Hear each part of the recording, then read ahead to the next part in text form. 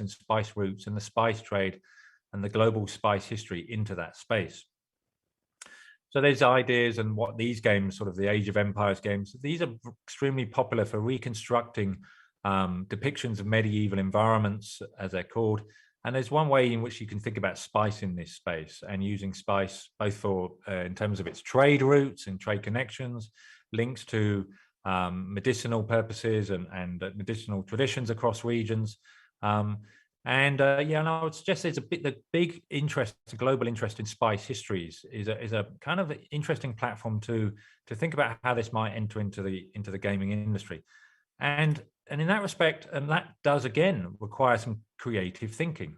So on the left there, you see the dragon, an image of a dragon. And so dragons have been a popular sort of mythology and popular for gaming in recent times. So are there particular myths, legends, and folklore attached to spice histories that could be thought about in this way?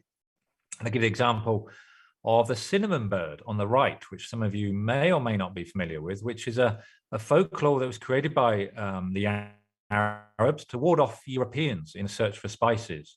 So how does the silk bird relate to more global interest in spice histories, and how can that be thought about in terms of making these histories particularly accessible for generations today? And a good example of that is the Maritime Silk Road, which is now being developed as a part of virtual reality exhibitions for both games and museums. And this is happening in southern China in a number of universities and in collaboration with the tech industry. And so when you talk about myths and legends and the idea of reconstructing maritime silk roads, that raises more difficult questions about how you represent history and what you do in terms of fictionalizing history, depicting history in ways that gives equity and really promotes ideas of intercultural dialogue. So there needs to be some more difficult and challenging conversations around that, and who gets to write these histories in these ways that span regions, and ideas of civilization and the impact of those on world history. And I say that because China is very much at the forefront of the gaming sector today in Asia. And in that respect, I think recent changes in cultural policy in China, and in particular the limitation of younger people to the 3 hours of gaming per week and on the weekends, means that the gaming industry, so companies like Tencent in southern China, will be looking to develop international export markets for their industry, given that there's going to be limitations on their domestic market. So the digital Silk Road has become an important way in which digital platforms are being built across Belt and Road countries. And I think something like the gaming industry is one of the ways in which these gaming companies will be looking for collaborations with other regions and other countries in Southeast Asia to enter into new markets. So I think spice and Indonesia's attempts to build international collaborations around spice could be an interesting way to think about that and enter into those types of relationships around ideas of digital Silk Road and the tech industry that's promoting that across the region. So just to wrap up then and bring those things together, what I've suggested very briefly and very quickly is that there are some interesting directions now that can be for developing gastro-diplomacy across a number of areas, whether it's cities, cultural routes, new media, and even towards the gaming industry. And these represent, I think, new directions for building spice in the creative economies in Southeast Asia, which link into the SDGs in interesting ways, which I'm happy to talk about in the questions if anybody's interested in that. But for the moment, I will hand it back and finish there. Thank you. Thank you very much, Professor Winter.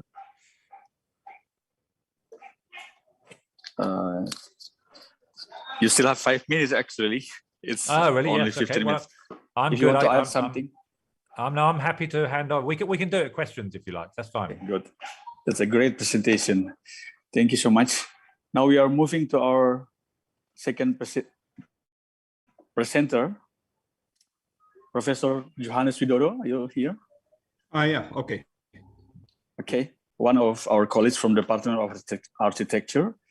Professor Johannes Widodo is a director of the graduate program in architectural conservation and also at Tun Tan Cheng Lok Center for Asian Architectural and Urban Heritage in Malacca. Wow, it's quite a full and complete profile of Professor Johannes Widodo.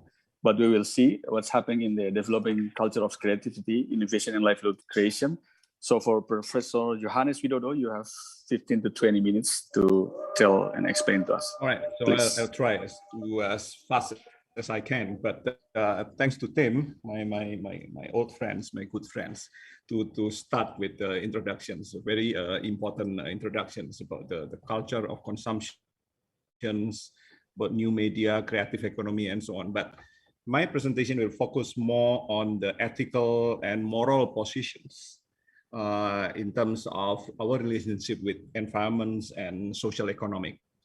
So let me just start by starting from the themes of this conference, talking about creativity, innovations, and livelihood creation. So basically, we are talking about the human potentials to create something through culture and how this culture is translated into economy. All right. So I just want to put into perspectives that the context of our discussions. We are talking about the regions that I call, well, around the Mediterranean Sea of Asia, where Nusantara and Lumenta actually meet each other. So we have this a place, this a crossroad of cultures and civilization for thousands of years. They're creating this kind of a culture of inclusivity, of interconnectivity, hybridity, and diversity. And this has been in our mindset since the beginning of civilizations, and will also influencing our values in doing our, creating something like product, cultural manifestations, and also our economic consumption pattern as well. So if you look into the traditional settlements that we see, because I'm an architect, so normally I look into the morphology first. As you see in these two examples, that on the right side, for example, you see that the island is well preserved because of the livelihood of the people who live there depends on the wood, depends on the clean water, and depends on the protein that is produced on that island. Therefore, the community knows we cannot destroy that place. So therefore, there's only one building on the island, which is the church, because this is a Christian community.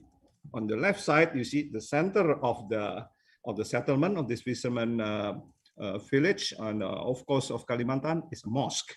So you see the religious value, religiosity actually is guiding our decisions in how we use up the environment and how we consume the environment. So it's our behavior is dictated by that.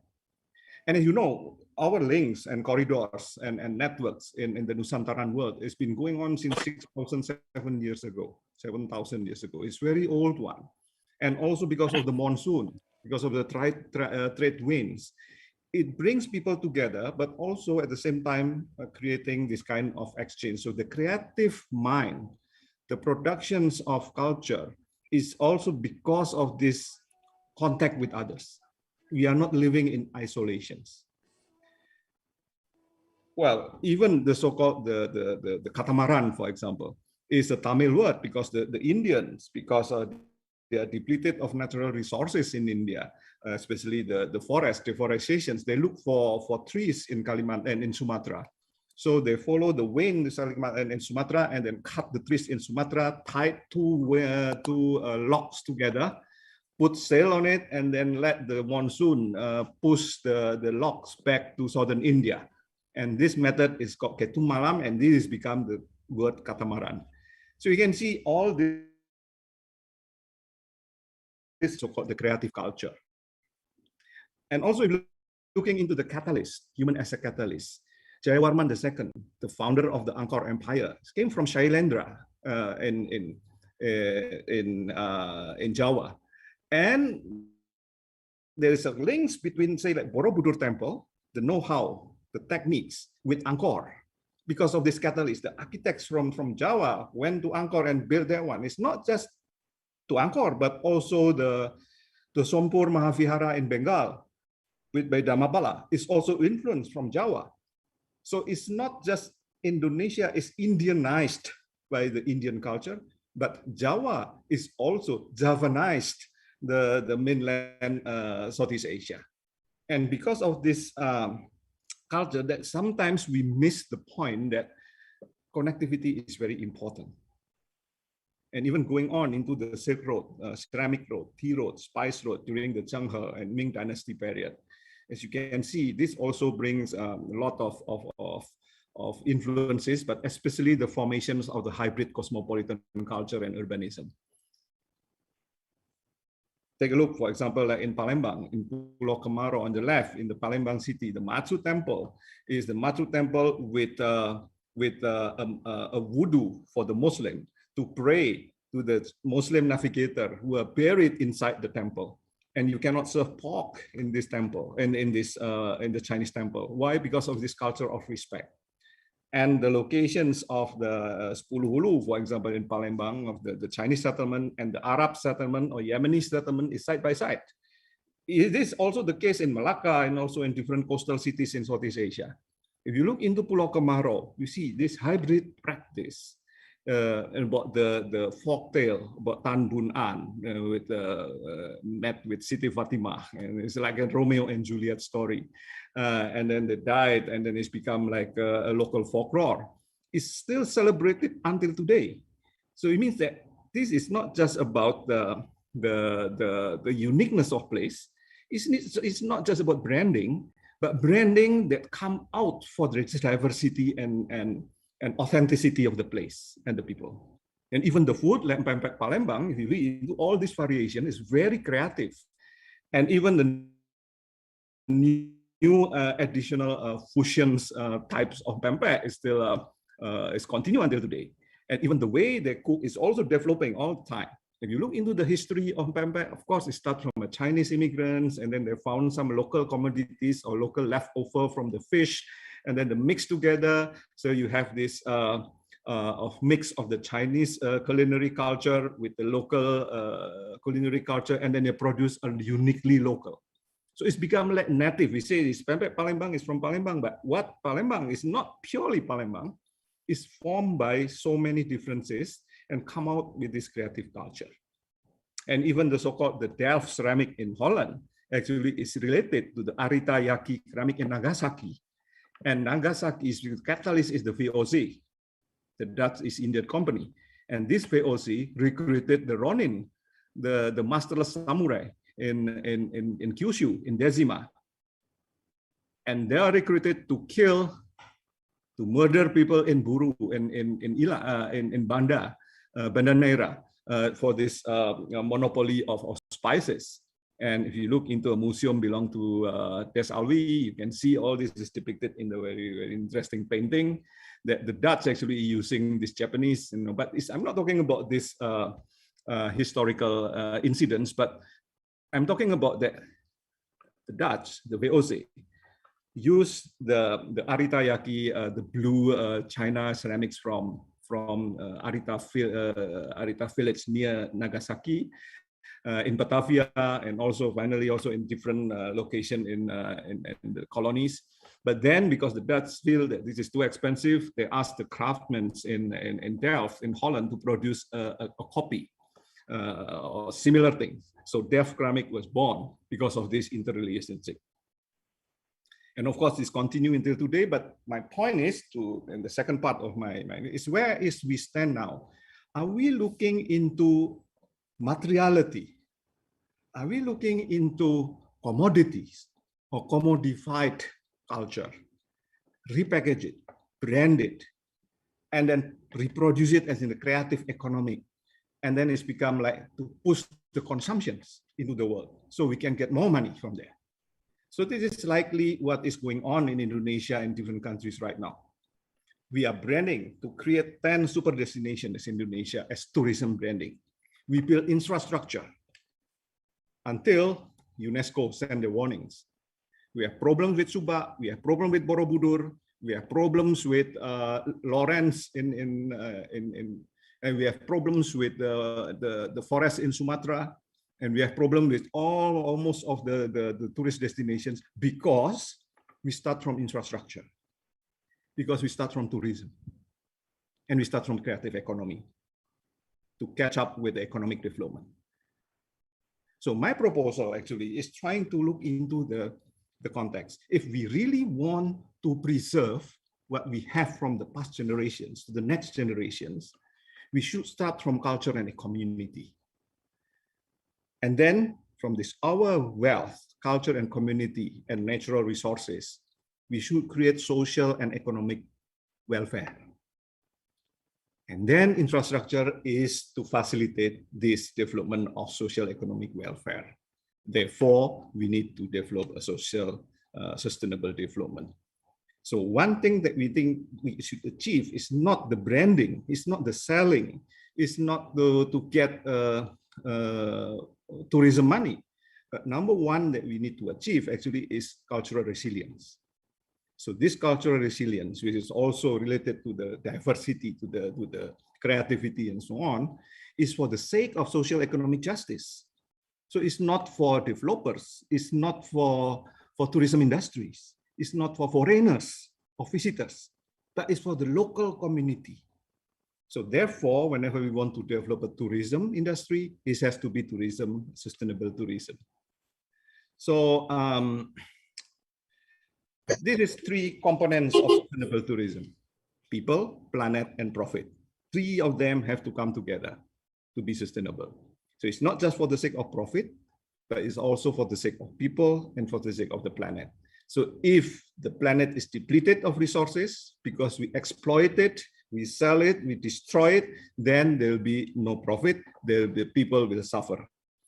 So therefore, there's three principles of sustainable tourism: equity, community and ownership, which is called the responsible tourism, have to come together with the economic agenda for the sake of the livelihood or income of the local populations, or the developmental tourism. At the same time also, we are thinking about ecology. And this ecology is related to environment and conservation, also called the ecotourism. So these three, responsible tourism, developmental tourism, and ecotourism, has come together is to become the basis for the creation of the policy.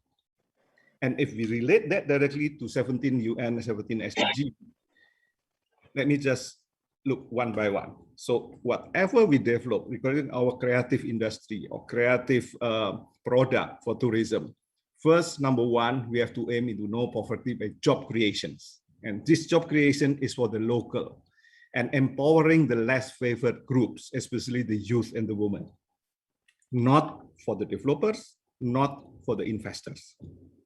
Second is to achieve zero hunger, to boost the agricultural productivity and promoting the local produce for the sake of the rise of the income for the local community. And then goal number three, whatever policy related to conservation, to economic development, and also to tourism, is for the sake of the well-being of the health and well-being of the people. So we have to reinvest the profit into healthcare and services. And then the quality educations, goal number 4. We have to promote inclusiveness, non-violence, peace, tolerance, and global exchange. In terms of gender equality, is generating more income generating opportunities for all this of the gender equal, especially the women. We have to ensure also the access to water and security, to hygiene and sanitations, clean water, and then focus on renewable energy. It's not just generating the carbon footprint or generating more carbon emissions, but we have to reduce and adopt the affordable and clean energy. And then decent work and economic growth, particularly focus on, again, youth and women, because the youth is the one who will inherit this into the future. So they have to be empowered. And also women, which normally is become less favored in the economic growth. For industry and innovations, recycling, retrofit the existing industry, make it more sustainable, more resource efficient and clean.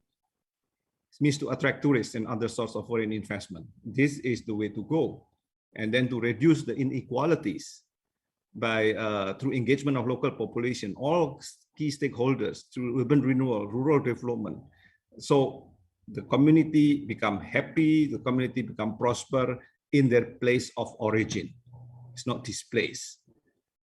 And then the conservation of natural and cultural practices has to be related directly to the sustainable cities and communities target. So the benefit of the smart city, green city, is not for tourists, but especially is for the residents. If the residents happy, the tourists will be happy. And the real target, if there is no tourists at all, that's fine. It's okay. We don't have tourists for a prolonged period, because most important is how this wealth of the nations, the wealth of the natural resources, is being used for the prosperity and happiness of the local people. And then for responsible communities is creating job, promoting local culture and product, and so on. And climate action, again, lowering energy consumption and promoting renewable energy sources. We have to preserve the maritime ecosystem, target the so-called the blue economy, preserve the biodiversity, and finally, of course, we are talking about the peace and justice and partnership of international and global. So I just will end my presentation. I just want to also, as Tim also point out, there is tools that is being used by most of us and generations, the apps that is being developed not just to promote consumptions, but actually also to promote prosperity, to direct individual tourists, for example, into the neighborhoods, into the villages, so they can bring prosperity directly to the locals, to cut the so-called the middleman, to cut the investors who are trying to grab the benefits from them. So, for example, like this I Discover Asia apps is developed by the content by working together with the locals, designed by local artists, and powered by locals. So the first important things in this kind of apps is not to promote the product first, but how to reveal the narrative of the place. Find the stories and people and place, the uniqueness, the authenticity of the place, and then craft the walking and cycling itineraries, and then put it on the apps, and let people download the apps for free or very cheap, 50 cents or $50 or whatever. And then this individual traveler can go by themselves and then explore, enjoying as a guest in this local context. And then they can eat, they can sleep, they can see the scenery, they hear the narrative. So they learn from the local habit and the local culture. And then they design the map, and then the result of this is give back to the community. So because we are celebrating the local living heritage. So I think in this case, the apps is very useful tools, digital tools that can help the community to prosper, that promote education to the younger generations, but also at the same time also to preserve the authenticity of the culture, but at the same time also to develop the economy. And this economy is based on prosperity for all. It's not just an economy that is top down. The economy that is being is not like the business as usual. And why and this is my last slide. My argument is here is why we need to have this ethical and moral stance, because whatever we inherit from the past generations is not belong to us, but this is belong to the next generations. So we have to pass whatever we have, the culture, the nature, resources intact, not damaged, not gone, not destroyed, to the next generations, the rightful owner of all of these things. So the only thing that we can do, we have to, like Mahatma Gandhi say, the earth provides enough to satisfy everyone's need, but not everyone greed. If the greed is still within us, then I don't think whatever program, whatever policies that we'll implement in this so-called developing the creative economy, tourism, and so on, will achieve a good impact. But the only things that if we with greed, then the result of all these developments will be disaster upon disasters. Thank you.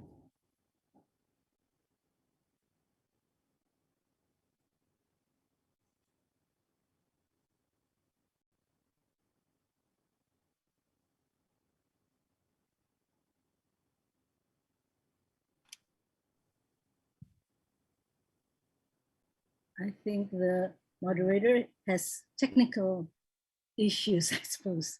Yeah. Maulana Ibrahim, are you there?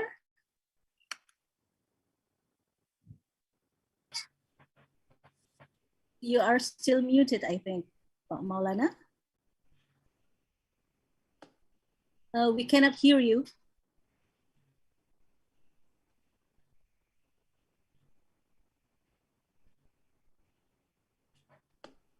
No, we cannot hear you, Pak Maulana.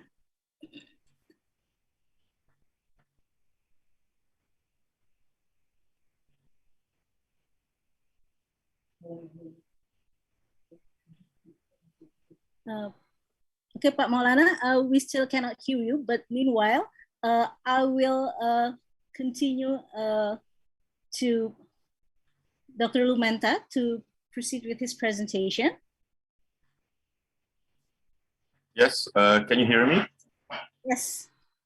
Okay, good morning, everybody. I will be very brief because regrettably I have to teach within 23 minutes. So I hope I will be very brief, but I also hope that what I'm going to talk about is, I think it will also correlate strongly with what Tim and Johannes have presented earlier. But I will start actually from my concern regarding this very term that we, from this very concept of creativity that we use in so many different contexts. Sorry,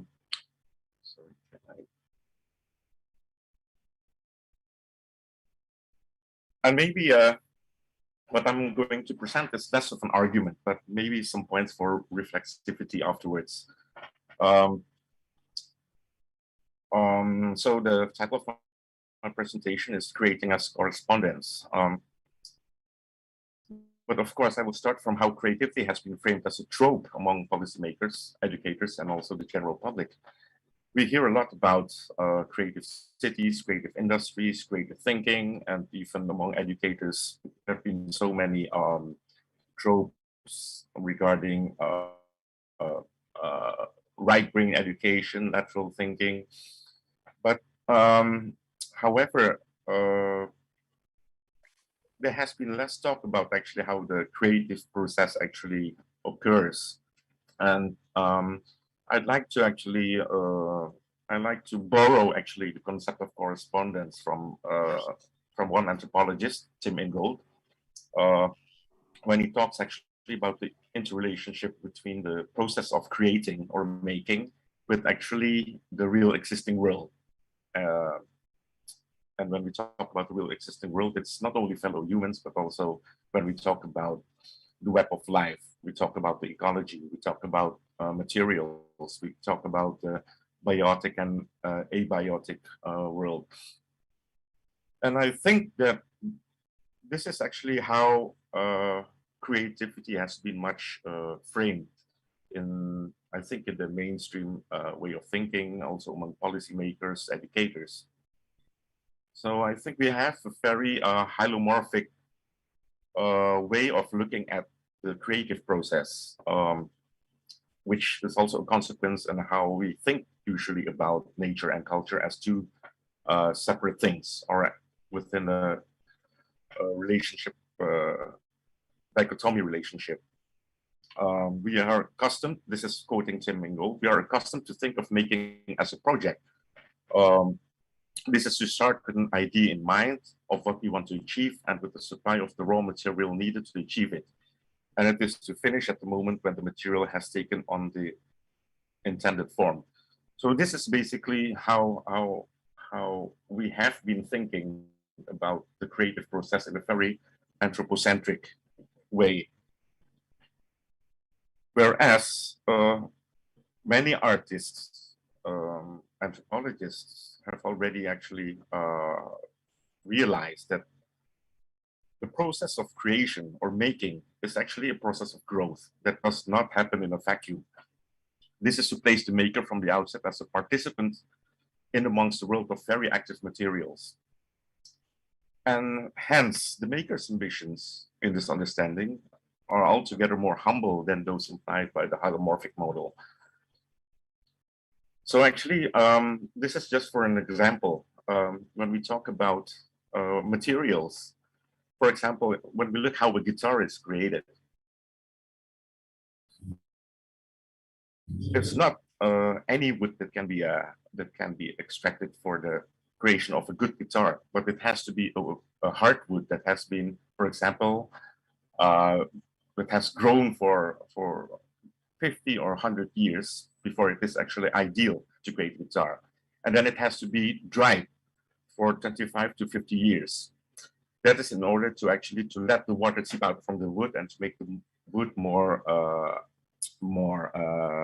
resonant to the string movement. We can talk about the strings, which have also a very elastic quality, and that's one of the qualities of nickel, for example. And we can also talk about, when we talk about being creative with spices, we also know that many people who work with spices, whether they are cooking, whether they are harvesting, they know that certain spices and the originating plants have different qualities throughout their lifespan. So it's not just as if any material in the world is ready to be intervened, ready to be molded, ready to be exploited, based actually on what is the intention of the human mind. So it's actually a process of adapting how the natural world works, which has been actually the principal way of how people have been being creative throughout the ages. We can talk about paintings, how artists have known the qualities of the pigments, certain pigments that are available in nature. And of course, we can also talk about other kind of handicrafts. When people are weaving rattan baskets, they know that rattan has a certain, the strength of rattan comes from a certain way in which it is, through which it is handled, for example. Rattan, if it's not bended, it has no strength. But when you bend it, then it creates a tension that is the basis of the strength, which then becomes useful or available to humans to use.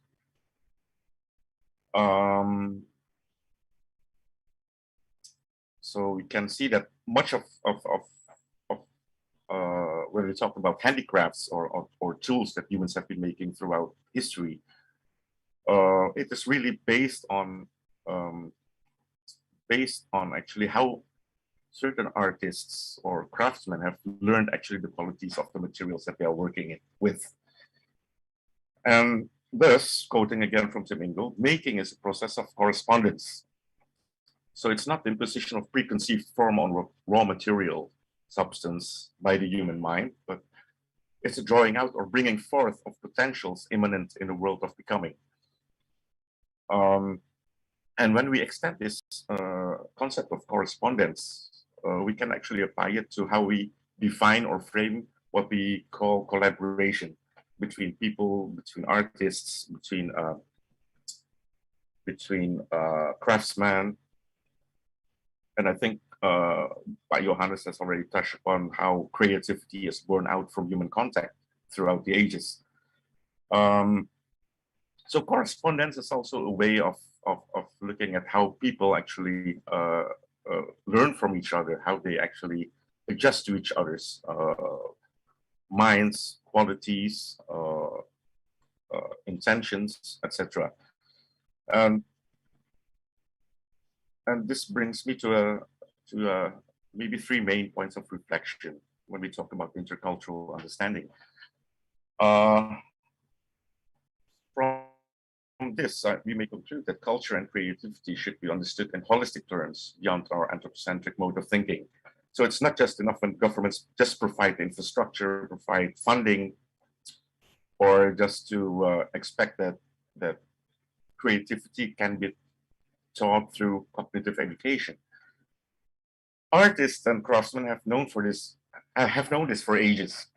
Creativity is not merely the outcome of ideas created in a vacuum, but also the consequence of corresponding with the human and also the beyond human world.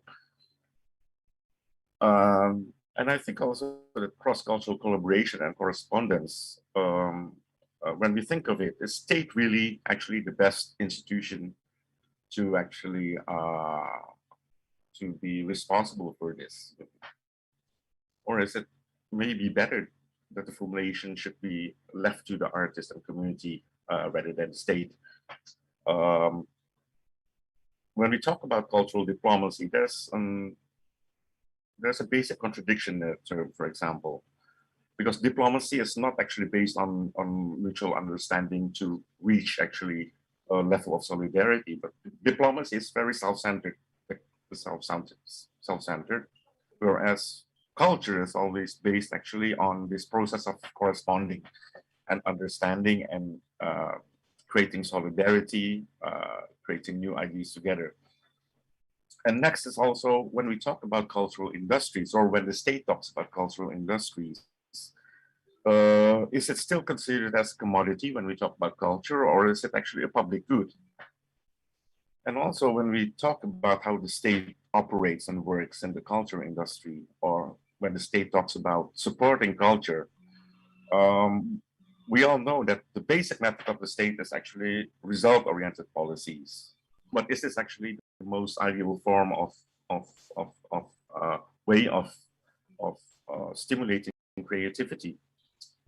And this is also, I think, related to education in the so-called developing world, because reflecting from Indonesia, we see that there's still too much emphasis on the cognitive process in education that is centered around anthropocentric knowledge, and less emphasis on sensory awareness, reflexivity, and also actually understanding the roles of the web of life.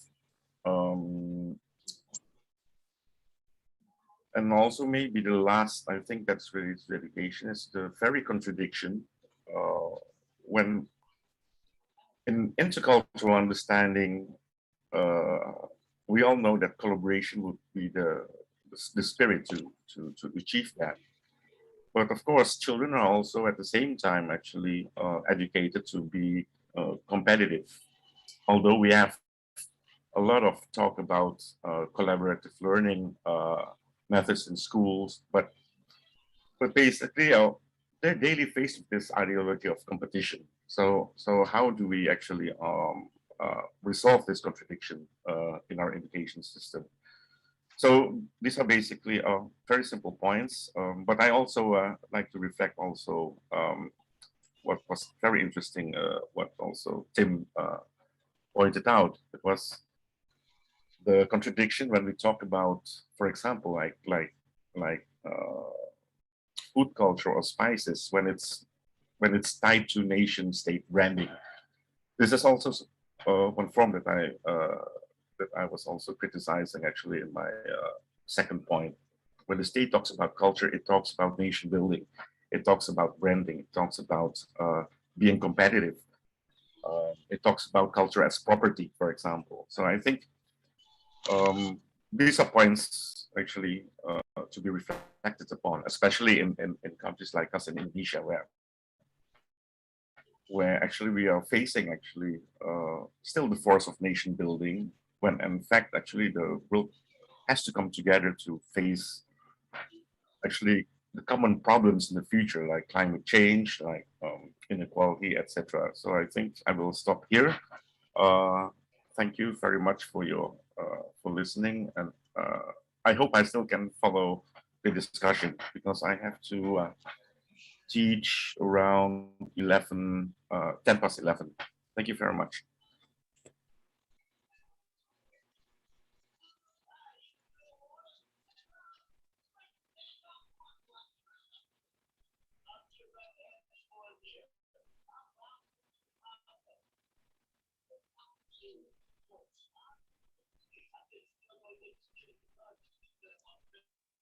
Maulana Ibrahim, are you there?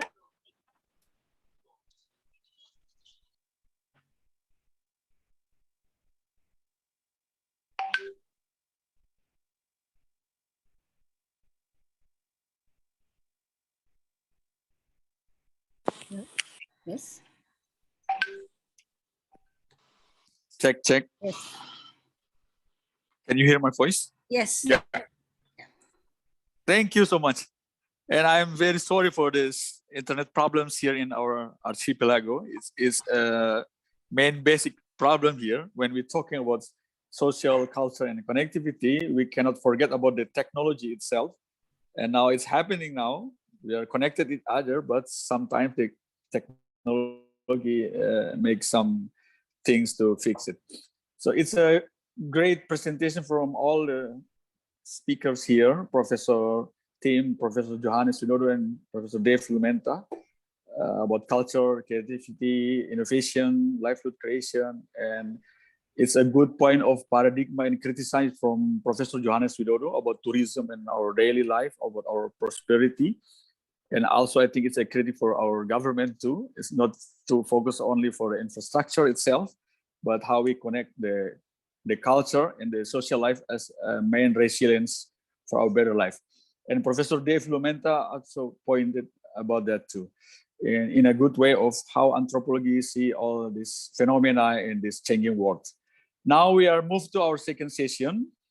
At least we still have maximum 1 hour to discuss and to give comments, points, or suggestion for from all the participants to the presenters. Now I open the question and answer session. You can put the comments in the chat column, or you can raise your hand. It's something urgent to argument. Please. Now all the time is for all participants. Oh, we already have one question here from Puk Komut. For Professor Tim, how do you see the gastro diplomacy in improving local people's lives in a sustainable way? Maybe I think we can, Professor Tim can answer this question while waiting for other question. Please, Professor Tim. Thanks, Maulana. There's one actually above. There's a similar question above from Ong Chini about social media and gaming. I could probably take the two together.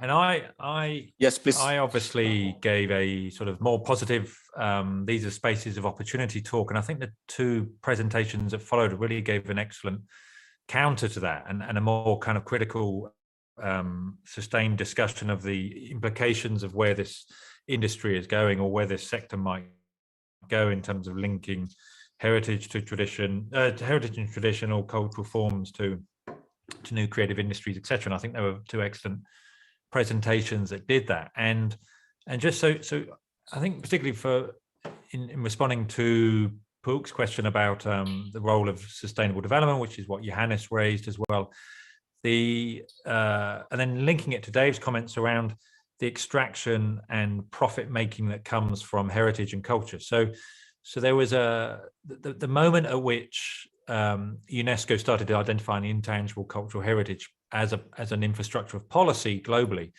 was also the moment where American pharmaceutical companies were looking to extract massive profits from traditional medicines and medicinal practices. And so UNESCO's convention got linked to WIPO, intellectual property rights, and got entangled in those. And so who gains to profit from these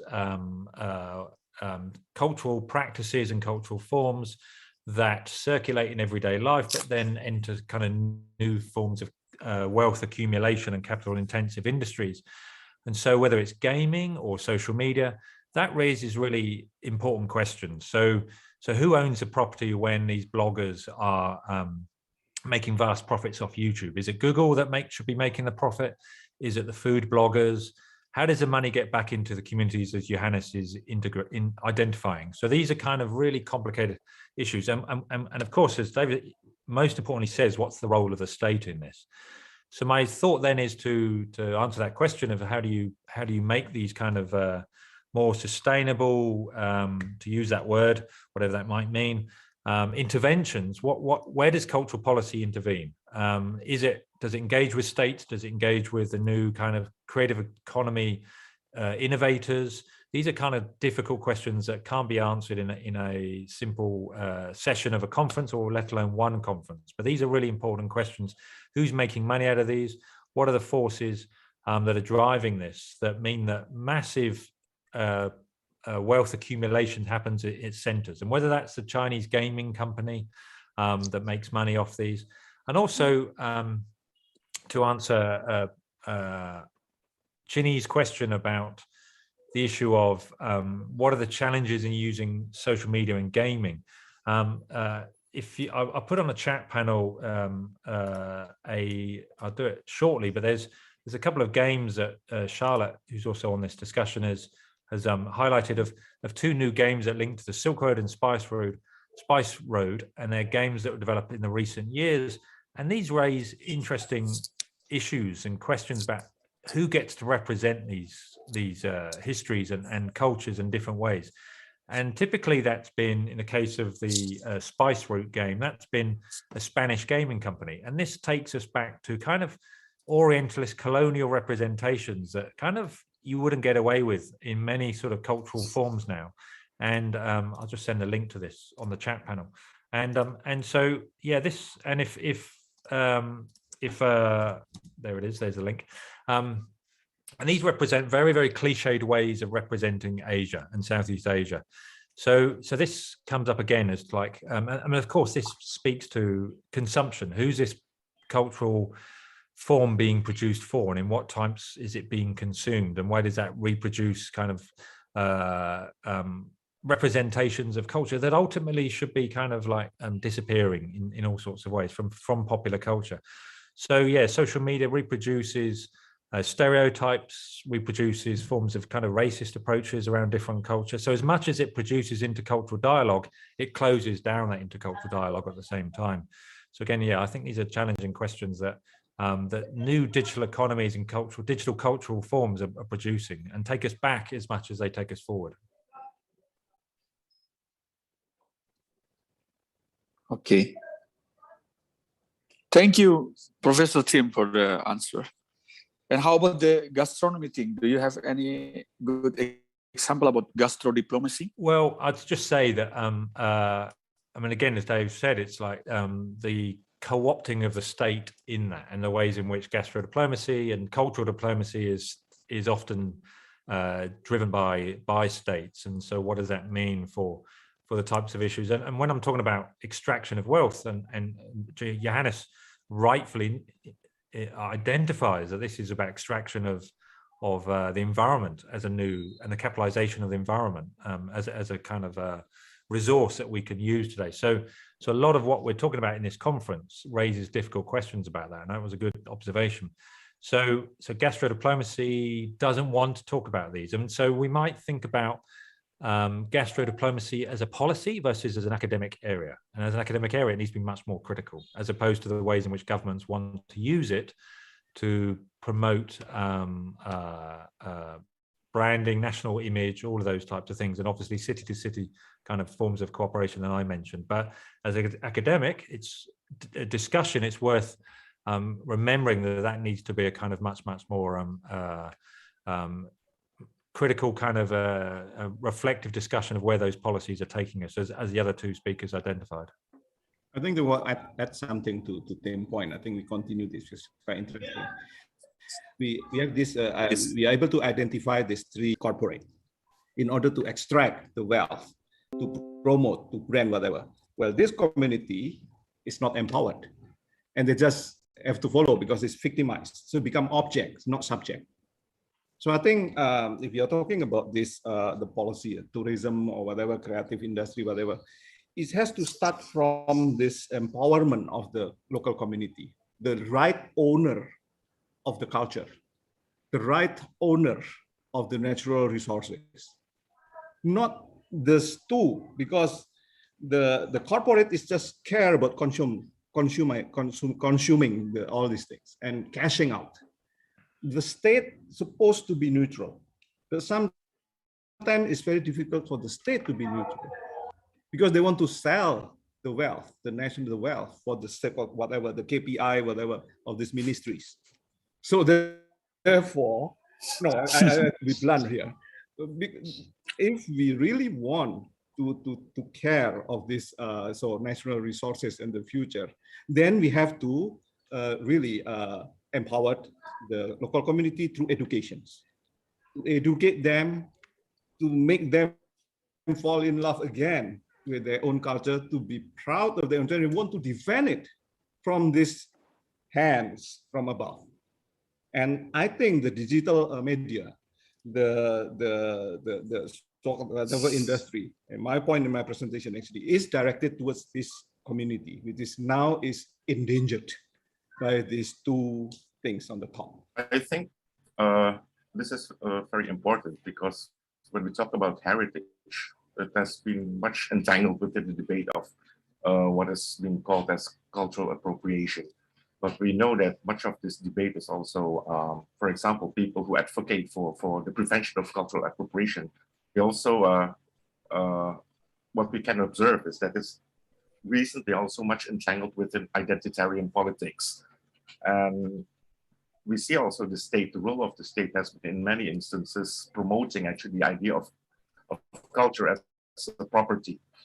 And I think this is equally problematic for us when we talk about heritage and who has the right to speak on behalf of one culture, which ironically negates actually the very qualities of culture itself that is born out from contact. And if you look at many cultural forms, we see actually more cultural borrowings than heritage that has been really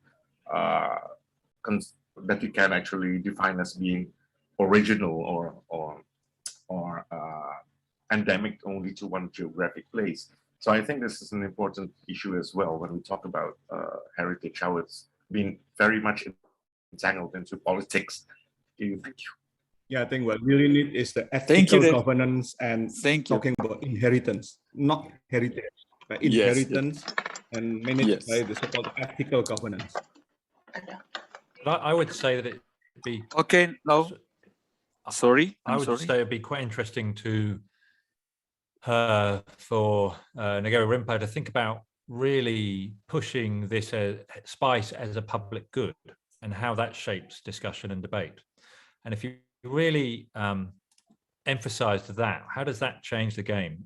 It might do in interesting ways to really emphasize that and get governments to see it as a public good. Because the ways in which it's, how it's linked to not just communities, but obviously the environmental or the environments through which we reside and we all kind of extract wealth from. So it offers some of the ways to get to the issues that Johannes was talking about. But if you embed that into public policy, then I think that's quite an interesting way to think about it. Spice gives a good example of a way to open up those debates around public good and subvert some of the ideas of wealth extraction and the politics of it. Check. Hello. Thank you, Tim and Dave, for adding more comments. Now back to the question in the chat column. This is one question for Professor Johannes Widodo. Hello, do you hear my voice? Yeah. Yes, clearly. Okay, good. In chat column, you can say one question for Professor Widodo.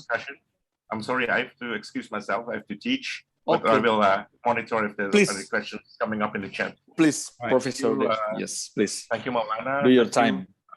Thank you so much for joining this session, Professor Dev. Yeah.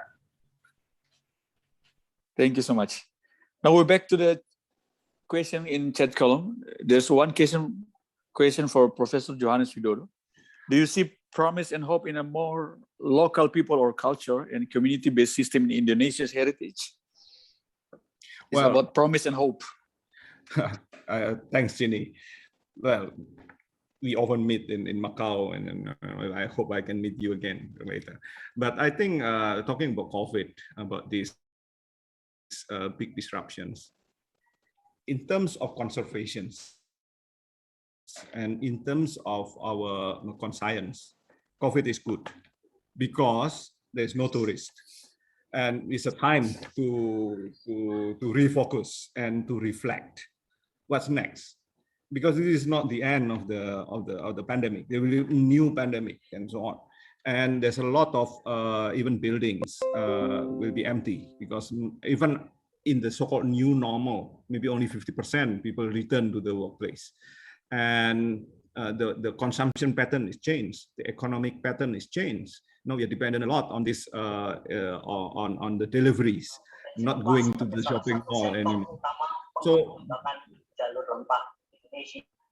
So I think this is a time that we should really think about the importance of conservation, of adaptive reuse, of recycling, of more productive life, healthier life, and so on, and to focus more on the human and people wellness and health and wealth. I think the most important thing in life is not really eating, right? It's not just consumption. So we just take what we need, not what we want anymore. So how to change this mindset from want to need is a big jump. And I think the promise and hope is more on the hopefully that the mindset will change, not just among the people, but also the state, but also all the stakeholders. Thank you, Professor Widodo. So at least still have a hope and a more influenced by the local people. I see like that. Well, for I example, I'm an optimistic yes. people. I'm optimistic, yes, of course. And actually, my worry is if the younger generation doesn't care about this. So that's why Yes. educations and the growing this fire, reignite the fire of these young people to take charge. Just like Greta Thunberg, who fights against this climate change. So we need more people like her. So I believe there's a lot of young people who work in silence because they don't want to be, of course, shown, known by the state, known by the, because otherwise the state will say, oh, this is a kind of rebellion, this is a kind of subversive. But I think to encourage them to move forward using the social media, whatever, is the way to go. We have to hand over to the next generations, and people at my age, 50, 60 years old, we have to set back from now onward. Now we have to, this pandemic is a time to hand over the baton to the next one, including politics. Yeah. That's a good point, Professor Johannes. Because the world has changing, we can see a lot of young generation involved in this issue, in silence, of course, what you say before, because we are in the local roof, in the community, we see every day a lot of young generation struggling with that in silent process. And also I want to add some information for Professor Tim in gastro diplomacy. If you ever hear about Papua jungle chefs, they're doing their own gastro diplomacy, not from the state or from the corporate, but from the community, the local, very local community. So it's very nice, interesting. I will put some information about the Papua chef jungle with their local, with the gastro diplomacy. Okay, back to the chat room. Is still any other questions?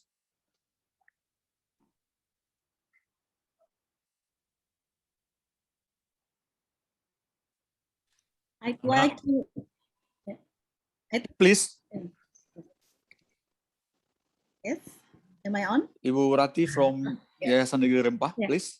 I'd like to make a short comments about how Prof. Johannes addressed how should I say, the dynamics of the state and the corporate and also the community. I would say, in my experience, I feel that actually the community has their power to drive the state. In short, the question is authority and legitimation of this narrative. I would say that actually, as community, we still have a bargaining position, because if the state or the corporate or the market have their own narrative without the legitimation of the people, well, it's no use. So I think that the community has their own power, and I'm quite positive and optimistic that actually when the community is strong and empowered, and we also have the same vision about this issue, let's say the spice route, for example, actually, I'm sure the government, the state will follow us. I suppose that's because they need our legitimation. That's my short comment on that. Thank you. Maybe you are indirectly talking about the need of a new social contract and new national awakening, right? Yes. Yeah, it's about Indonesia. To pronounce that. I mean, it's the change in the political infrastructure, in the election system, in the anti-corruption drive. I think it is to be pushed hard by the younger generations now. Yes. Thank you, Ibu Rati. Your comment is it's a current situation nowadays in Indonesia, of course. So we can see a lot of struggling from the young generation with their own identity and their own power, including with arts and local culture. We can see all over Indonesia it's happening now. Now we're back to the chat room. Is there any questions? I can add a comment if you like. Okay, please, Tim, you can add a comment. I mean, this discussion also reminds me to think about what do we mean by community as well. And obviously, if we think about online communities, these are not spatially proximate or connected people necessarily. You can be part of an online community that's interested in spice histories that is from around the world, right? So that's an interesting new way to think about these types of social connections that can be built in ways that maybe not possible even 10 years ago. So I don't think we should always think about the community in physical terms and linked to physical locations, but also not romanticize community. So corruption takes place in communities as much as it does in the state. And there's wealth extraction in communities as much as there is in the state. And there are young, greedy people as much as there's young, old, greedy people, right? So we can't just use these categories in ways that kind of set one against the other and think that this is the basis through which we build policy, because that's just leads us down another flawed and kind of unhelpful way. So how do we think about these terms, and what's the community of Singapore think, right? I mean, what does that mean for a big global city? We can't use those terms to think about how we mobilize these kind of ideas and ambitions that we're talking about and these hopes that we're talking about. So yeah, what's the language we use to think about how to frame it? And therefore, what's the role of organizations? What's the role of NGOs? And to add another layer that Johannes's three actors, the fourth one is the kind of intergovernmental body. And where do they fit in, right? So the organizations like ASEAN, UNESCO, who are pushing these types of agendas, such as intercultural dialogue, or the World Bank, the Asian Development Bank, the new Silk Road Bank, what's their role in this, and how do they fit into this? So that, and because a lot of these organizations are using community, but I don't think that's so. For the two reasons I said, it's like, how do we think about community, and should we take it for granted? That's always a good place to put efforts. I think that there's more difficult questions there to be thought through. Thank you, Tim. Because sometimes we will have a question with whose community, who represented the community itself. And who represents the group, right? Yes, of course. So is there any question in the chat column? I will check.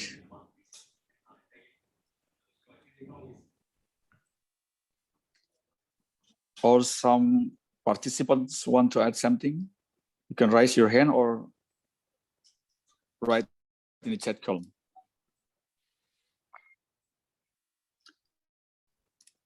It's getting interesting, of course, when we hear that Professor Johannes puts the three main base things, the government, the corporate, and the community.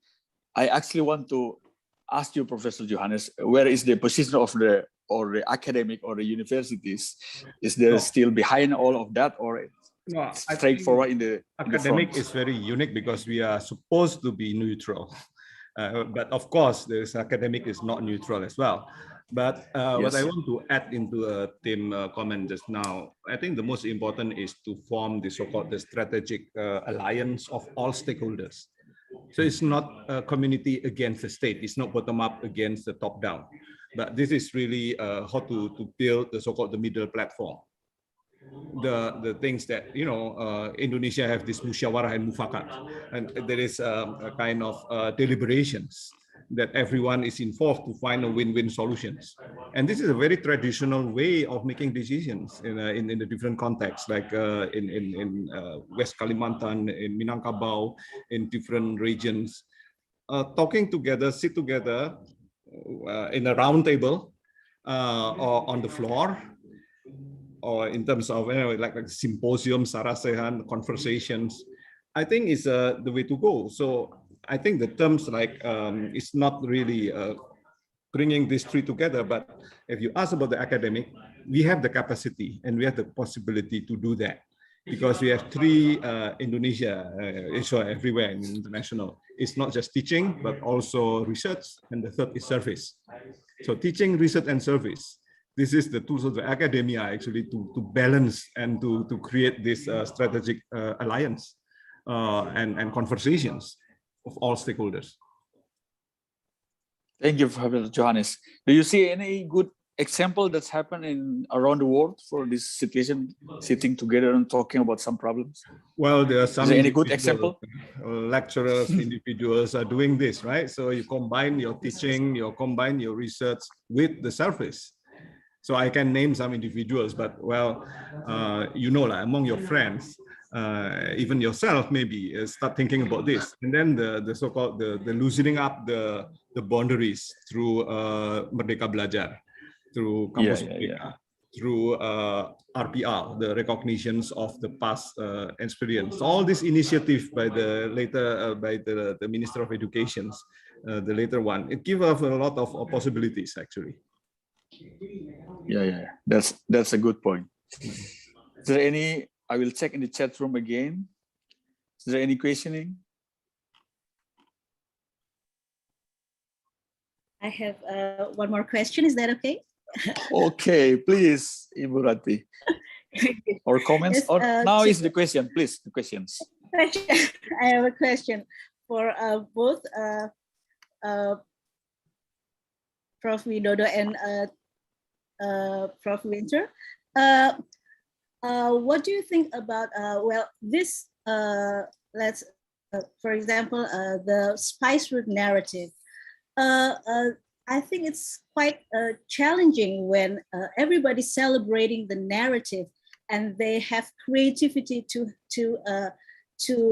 how should I say, package it or create something from this narrative. The challenge is, I think, what do you think when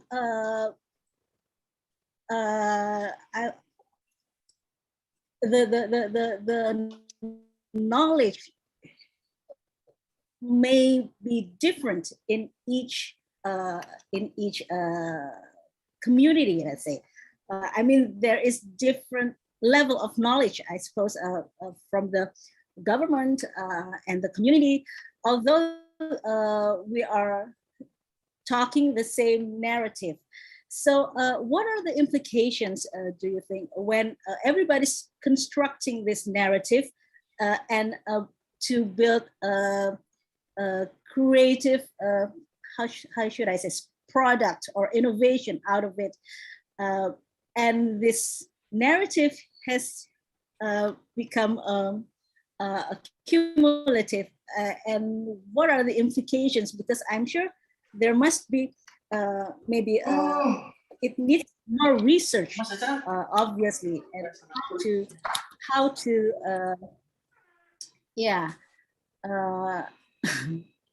how should I put it? Well, this different level of knowledge would create different various narrative. So what are the implications? I suppose that's the question. Thank you. Wow, what a quite long questions and comments. Please, Professor Tim and Professor Johannes, if you want to comments or give some lightning or answer, please.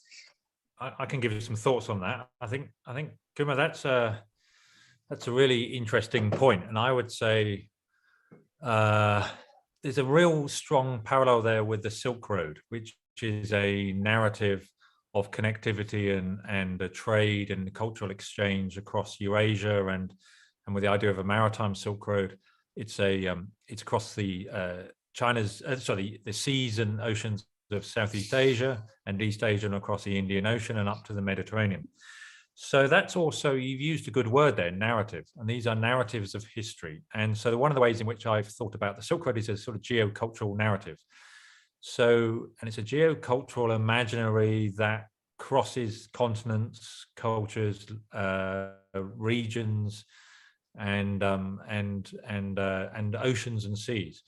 And then once you start to think about it in those terms, you see that it's very different to saying this is, Indonesia's history, or this is China's culture, which it then uses for soft power, because each country then, with these geocultural narratives of history, see themselves in that story. They see their place in that narrative, and therefore they take it on in their own way. And then it becomes an interesting platform then for this idea of intercultural dialogue. So, for example, in the case of spice, India sees itself as a center of Spice Road histories, in the ways that this was a central to India's trade networks across the Indian Ocean historically. And in the same way, they see themselves at the center of a Silk Road geography. Iran will say the same. China will say the same. So often these countries and organizations, right from the state to national associations down to local cities and communities, will see themselves in this kind of story of connectivity, exchange, trade, etc. And that's an interesting, complicated way to think about heritage. But it's much more, I think, because of the ways in which power is being accumulated in the 21st century around strategic forms of connectivity across digital, physical, military, all sorts of ways in which states are building forms of multi-sector connectivity. That's where heritage is going, because that's the new political economy of heritage. And therefore it offers an interesting set of challenges for UNESCO, but spice is an amazing example of where Sri Lanka can see itself in the story in the same way as Indonesia can, in the same way as Oman can. So that really does offer us a new platform for thinking about these ambitions of intercultural dialogue and civilizational dialogue that UNESCO and other organizations keep talking about. And it decenters the state in that history. So it takes it away from a linking of culture and history to the nation state, and there's geographies and the kind of modern ideas of the nation state. So I think it's a complicated issue, but I think, to your question, Kumo, it's a really, really productive space for heritage to move forward into. And spice is a good example of that. Yeah, okay. So I think... Thank you, Tim. I think is what the Tim said. This is related to the global kind of agenda, because maybe the new Maritime Silk Road is related to one belt, one road. Not just simply about culture, but also some economic, not just hegemony, but also some new form of alliance. But I think the Spice Road narratives, the recent one, it depends. If this Spice Route narrative on Indonesian context is pushed by the maritime and investment developments, then it will goes into maybe a wrong directions.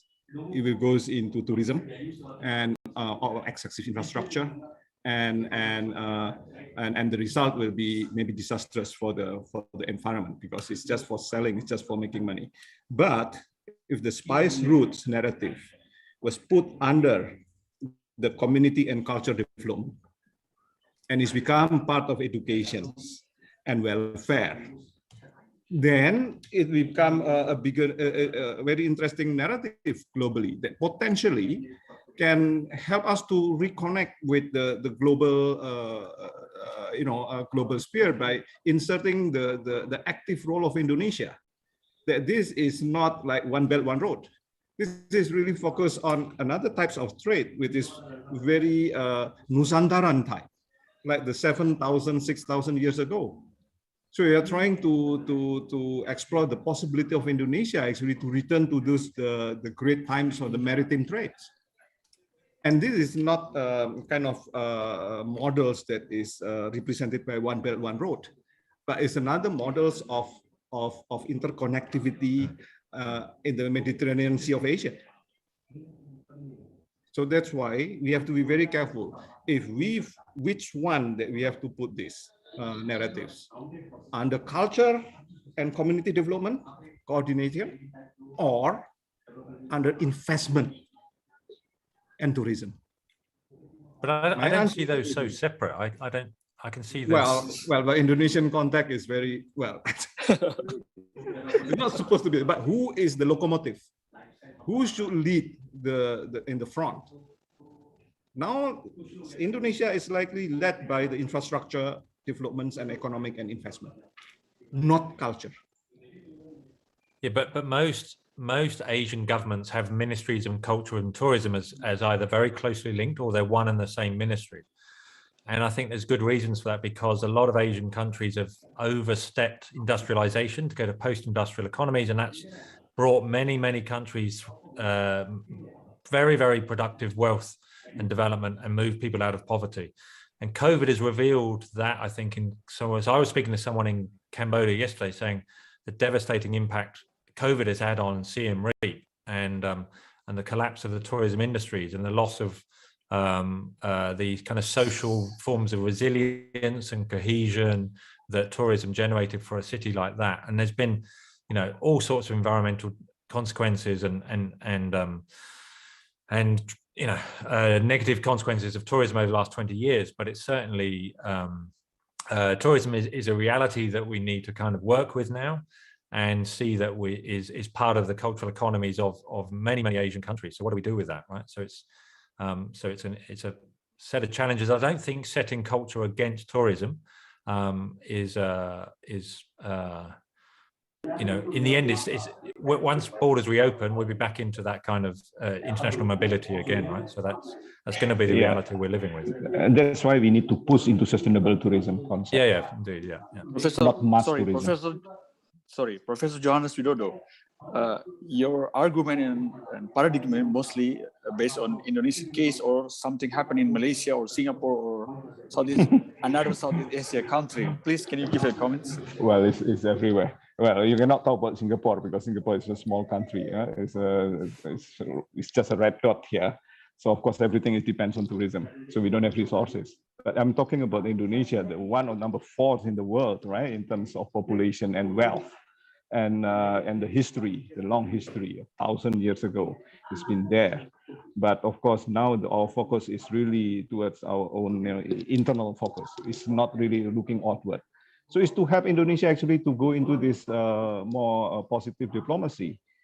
It's not trying to get 50 cities listed in UNESCO. That should not be the target, right? So this, because the motivation is really about branding, it's about the mass tourism. It's not really talking about UNESCO, which is nothing to do with tourism, but UNESCO, which is related to education, culture, and science, right? So I think the attention should be shifted back into what is the so-called the social justice. What is this 5 principles of Indonesian ideology?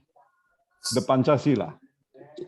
We have to really return to that, and the preamble of the national constitutions. Because we are talking about that, then we are really talking about the conservation and preservation of national identity, but also our active roles in spreading goodness to everyone. The inclusivity. Doesn't really, money is not important. Yeah, money is important, yes. But most important is how to keep these resources for intact for the next generation as a capital. And capital is not our capital, but our children's capital. So I think I just asked for Negeri Rempah, right, Ratri, what's your positions now? Because you are an organization that is not state organization, is supposed to be community based. How do you foresee yourself? How do you suggest it for this big role of community in Indonesia, for example? well, like Negeri Rempah, I have a discussion with Ratih before the beginning. Maybe everything follow money, right? And there is no free lunch, so it depends on who you sponsor you. So if by adopting like crowdfunding, establishing a trust, and let everybody, the state, the corporate, the CSR, even the crowdfunding, put the money there, and that money is managed transparently, then you have more freedom to pursue what you dreams and what is the, otherwise, if you just follow one or two ministries, everything follows money.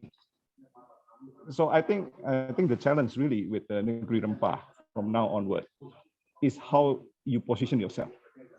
What kind of moral positions and objectives for the future to give this movement, which is very interesting, we're very active, going to a right direction.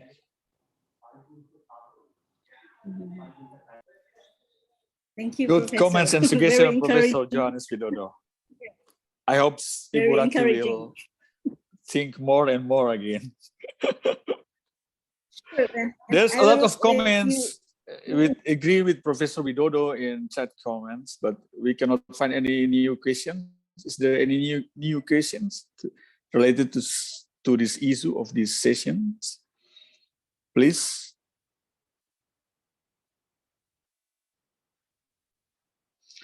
At least we still have 18 minutes, right, Ibu Rati? Yes. Yes.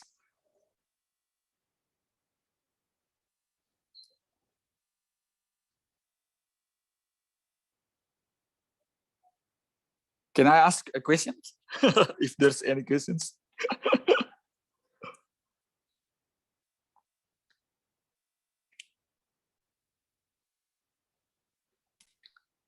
Go for it.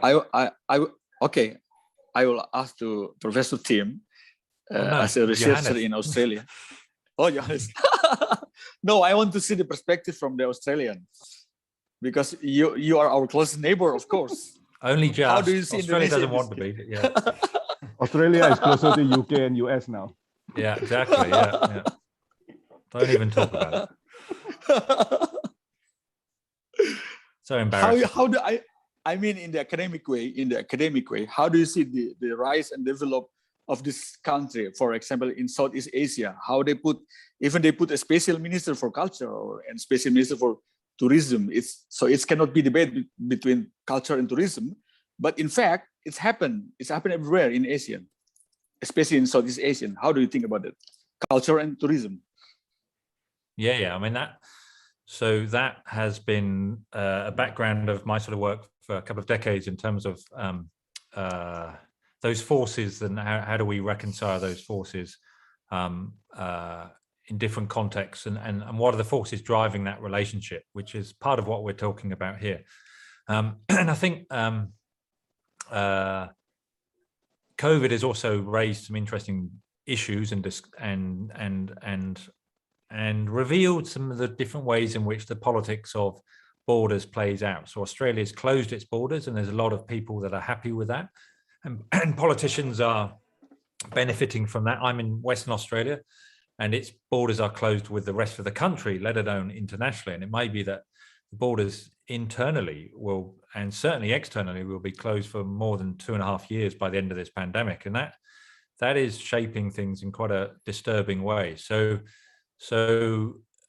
getting borders reopened again, I think, is really important. And so, yes, I hear Johannes's cautions about the kind of rapacious nature of tourism, but I also think it can also is important in 21st century kind of where we've got hostilities between great powers, and they seem to be getting worse very fast.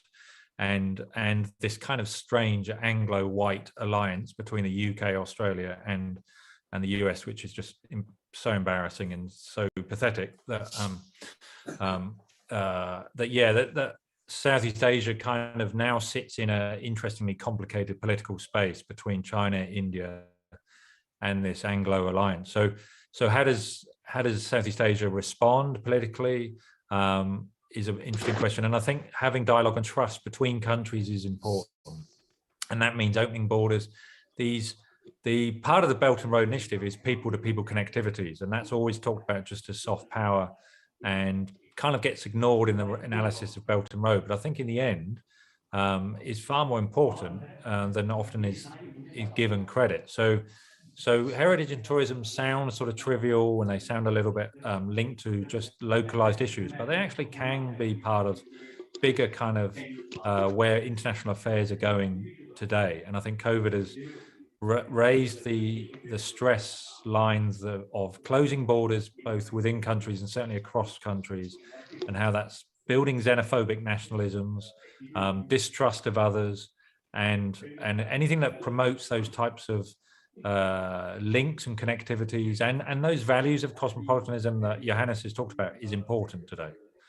So yeah, so it's a bit of a long answer, but I think we use that term sustainability, sustainable tourism, and they're obviously generic terms for a much more complicated phenomena. But in terms of where things are going now, it's also important to get those types of connectivities rebuilt again.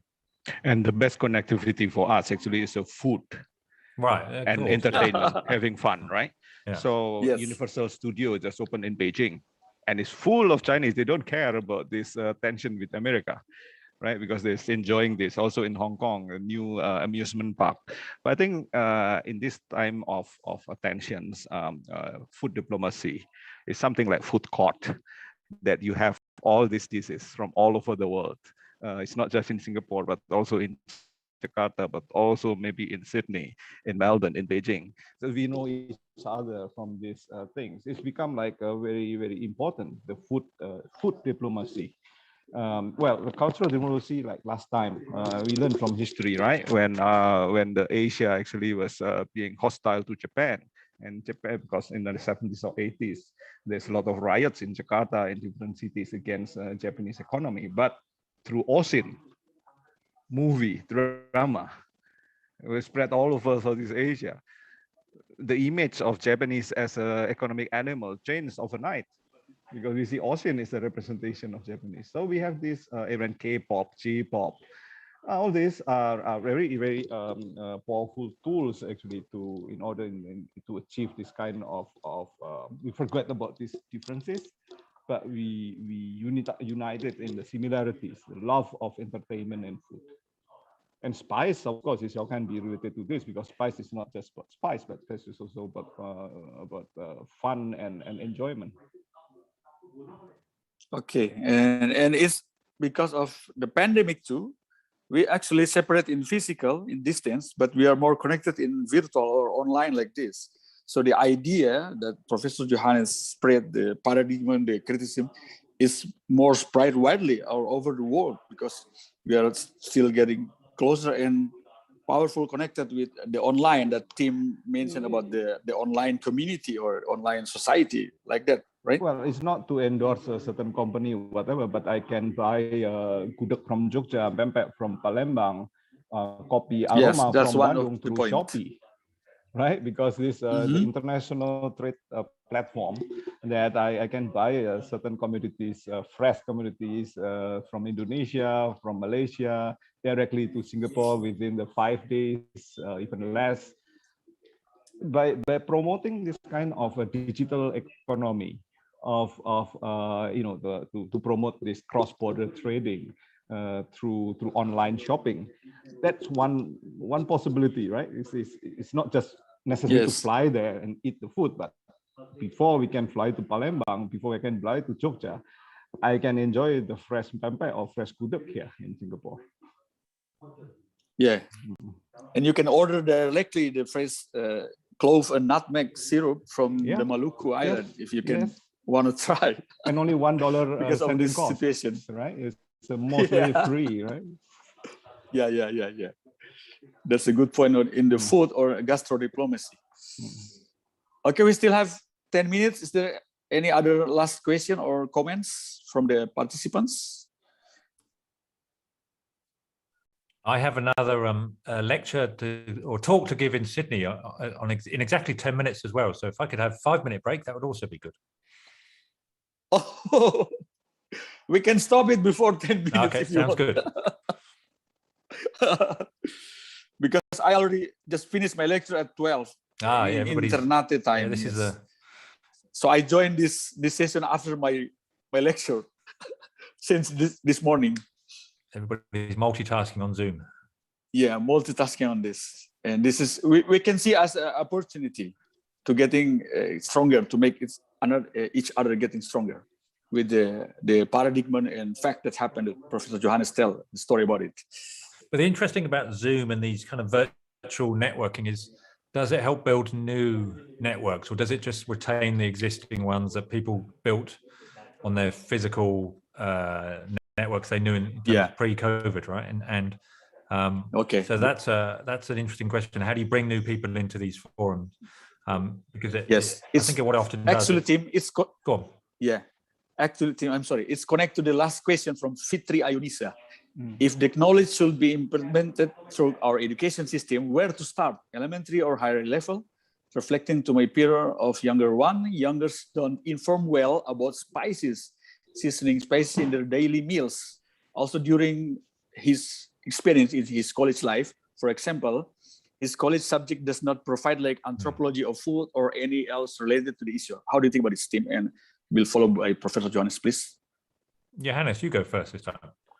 Well, I think education nowadays doesn't really need educations. I mean, like schools or university, formal educations. We can learn from YouTube. We can learn from Googling. So the knowledge is everywhere. So I think if everything is put into the content into the internet, then it's cross-generational. It doesn't have to be a primary school, secondary, whatever. But I think it needs some time organization like Negeri Rempah, whatever, to encourage these issues so they become aware. So awareness is important. Okay, and actually that is the last comment, because we already have give back 5 minutes to the host, to Cynthia. So is there your last comments too, Professor Johannes? Tim. Okay. Thank you, Professor Tim, please, your time. No, I would just add that I think spice is kind of an interesting example of how you can open up school education and even university education to get people interested in the connections between history and the environment, agricultural production, which is about rural-urban connections today. So those issues around sustainability and those grand terms, this is a good way to get into those complexities. And I think it might be an interesting way to embed that in ways that bring those kind of very big terms, and how many people really kind of think through the SDGs, right? What does that really mean to think that through in terms of education environments? So this is a good way to embed those types of issues and get people interested in that. Thank you very much, Tim. Now we already have 5 minutes left, and of course, I cannot make any conclusion for this very good interaction and discussion from the presenter, of course, and many questions from the presenters, from the participant, I mean. So we will continue for another session this evening. So I will, because of the limit of the time, I will give back this session to Cynthia to produce another session. Thank you so much, Professor Tim Winter, Professor Johannes Widodo. I'm Maulana Ibrahim from Ternate Island, the small island, the Spice Island in Maluku Archipelago. Thank you so much for learning together with us here and all the participants. Thank you so much. Terima kasih banyak. Syukur dofu. Thank you so much. Okay, thank you very much, Mr. Maulana Ibrahim, and thank you to all contributing speakers, communities, and organizations for the enthusiasm in supporting this first session in the second day of International Forum on Spice Road 2021. So, well, that's wrap up our first session. And the next session, there will be youth presentations featuring youth activists promoting the ideas of Spice Road in the respective studies. And this next session will be delivered in English by several contributing speakers, such as Ms. Dini Octaviani from Indonesia, Mr. John Reyes de Los Santos from Philippines, and then Mr. Lutfan Haki from Indonesia, and Ms. Kamala Astika from Indonesia, and also Mr. Praboto Satrio from Indonesia. And the next session will be moderated by Mr. Imanda Hikmat Pradana from Indonesia. And it has been our pleasure to host this event. We are going to have a break for an hour and look forward to seeing you at the next session at 1 p.m. in Western Indonesia time. Thank you everyone for making time join us here, and I will close this first session, but this room is still open for you, and I wish you all a pleasant day and see you in the next an hour. Thank you. Thanks very much. Thank you, Tim. Thank you, Prof. Joe. Thanks, Guma. See you soon. Speak to you soon. Soon. Bye.